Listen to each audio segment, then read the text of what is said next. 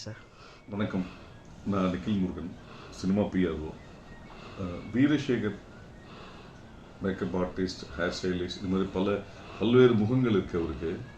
சினிமாவில் வந்து ரொம்ப பிரபலமான ஒரு டெக்னீஷியன். பல நடிகைகளோட அழகுக்கு இவர் தான் காரணம். எங்களோட நட்பு மோர் தென் 20 இயர்ஸ் மேலே தொடர்ந்துட்டுருக்கு.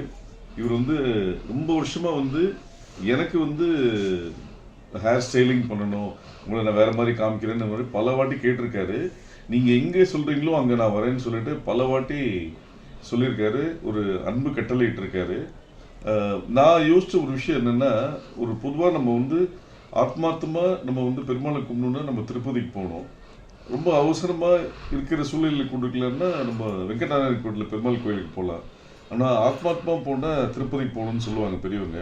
அது மாதிரி அவர் ஏன் இடத்துக்கு வந்து வெட்டுறதை விட நான் அவர் இடத்துக்கு போய் ஹேர் ஸ்டைலிங் பண்ணுறது தான் அது சரியான விஷயம். அது டெக்னீஷியன் அவர் மரியாதை கொடுக்குற விஷயம்னு நான் பர்சனலாக ஃபீல் பண்ணதுனால அவரோட இடத்துக்கு வந்திருக்கேன். ரொம்ப ரம்மியமான ஒரு பாசிட்டிவான ஸ்டூடியோ, ரொம்ப அழகாக இருந்தது.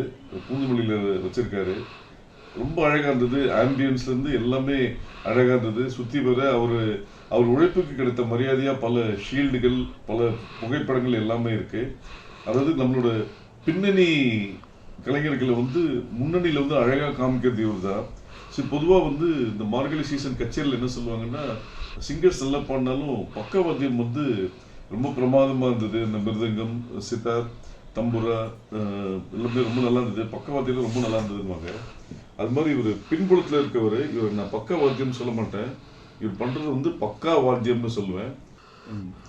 ஒரு விஷயம், முக்கியமான விஷயம் சொல்லணும்.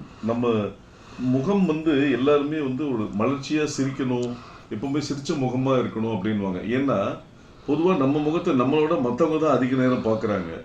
ஸோ இவ்வளோ வருஷமாக என் முகத்தை பார்த்து ரசித்து வேலை கொடுத்துட்டு இருக்கிறாங்க. இன்னைக்கு சேகரோட ஸ்டைலிங்க்கு அப்புறம் இன்னும் நிறைய பேர் பார்ப்பாங்கன்ற மாதிரி ரொம்ப வேற ஒரு டிரான்சிஷன் கொடுத்துருக்காரு. நான் கண்ணாடியை பார்த்து ரசித்தேன், எல்லாம் நல்லா இருந்தது, எனக்கு ரொம்ப பிடிச்சிருந்தது. அதை மீறி நான் இதை முடிச்சுட்டு போய் பார்க்கும்போது பார்த்தா எல்லாருமே ரொம்ப நல்லா இருக்கு, ரொம்ப அழகாக இருக்கு, பிரமாதமாக இருக்குன்னாங்க.